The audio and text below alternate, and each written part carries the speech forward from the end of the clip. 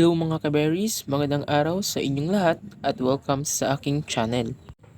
So ngayong araw nga ay nandito tayo sa aking tanim na mulberry dito sa aming bakuran. Mapapansin natin mga kaberries na ang daming talagang bunga or napakahitik ng bunga ngayon ng aking mulberry. Unlike kasi nung nakarang season, nung namunga ito, is hindi po talaga masyado madami yung kanyang bunga, unlike ngayon na makikita naman natin na napakahitik niya po.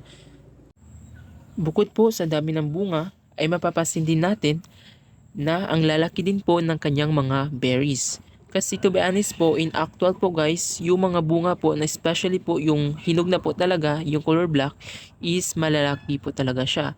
Unlike po nung mga green po, kasi yung green po hindi pa po yan hinog, kaya't maliliit pa po siya. Once hinog na po kasi mga kaberries yung bunga ng ating mulberry, yung tendency po is dumudoble po yung kanyang size, kaya't mas lumalaki po siya. So sa tingin nyo mga kaberries, ano kayang variety ng mulberry ito? Just comment below lang po if meron po kayong idea based po sa kanyang sizes ng kanyang bunga, sa kanya pong dami ng bunga. Just comment lang po guys, huwag po kayo mag-comment kung ano po yung sa tingin nyo na uri ng variety ito. So since may mga hinog na po na bunga guys, so kukunin po natin yan mamaya. So pipiliin po natin yung hinog na po siya, yung color black na po para mas matamis po siya kainin. So ito po guys yung tinutukoy ko po na totally po na hinog na bunga ng mulberry. So mamaya po ito po yung ating kukunin para titikman po natin if matamis po talaga siya. Bale, sa balde lang po nakatanim guys itong mulberry. So kahit nasa balde lang po siya nakatanim, makikita naman po natin na marami pa rin po siyang bunga. So ito po yung balde.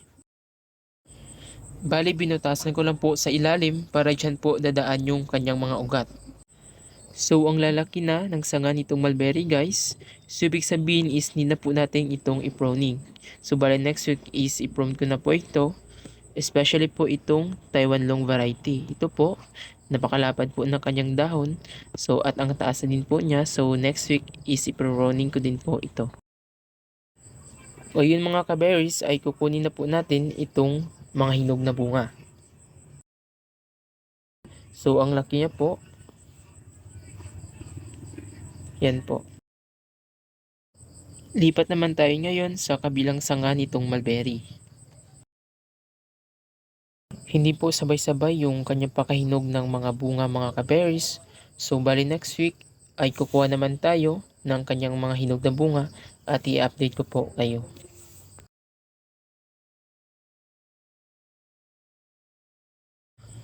So ito na ngayon yung nakuha natin na ibang bunga ng mulberry.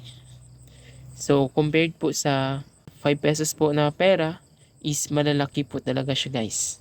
Malaki po yung sizes ng kanyang bunga. So sa tingin nyo, ano kayang uri ng variety ng mulberry ito?